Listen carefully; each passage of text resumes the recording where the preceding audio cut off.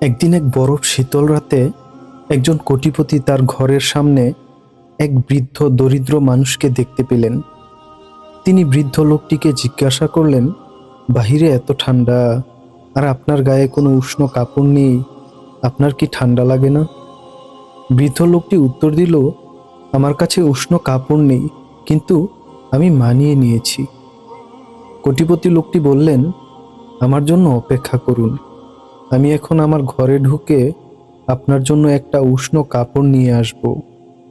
দরিদ্র ব্যক্তিটি খুব খুশি হয়ে বলল, আপনার জন্য আমি অপেক্ষা করব। কোটিপতি তার বাড়িতে ঢুকলেন এবং সেখানে সে ব্যস্ত হয়ে গেলেন এবং দরিদ্র মানুষটার কথা সে ভুলে গেলেন। সকালে তার মনে হলো সেই দরিদ্র বৃদ্ধের কথা। তিনি সাথে সাথে ঘর থেকে বেরিয়ে গেলেন বৃদ্ধকে খুঁজে বের করার জন্য। কিন্তু তিনি বৃদ্ধ মানুষটাকে ঠান্ডার কারণে মৃত অবস্থায় দেখতে পান। আর বৃদ্ধ মানুষটার হাতে একটা চিরকুট দেখতে পেলেন। চিরকুটে লেখা ছিল, তখন ঠান্ডার সাথে লড়াই করার ক্ষমতা আমার ছিল, কারণ আমি মানিয়ে নিয়েছিলাম।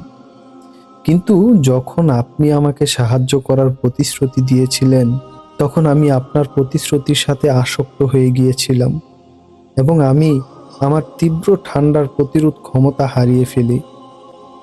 এই গল্পটি থেকে একটি শিক্ষা আছে। প্রিয় দর্শক, কাউকে প্রতিশ্রুতি দেওয়ার আগে ভাবুন, 100 বার ভাবুন এবং অহেতুক মিথ্যা প্রতিশ্রুতি দেওয়া থেকে বিরত থাকুন।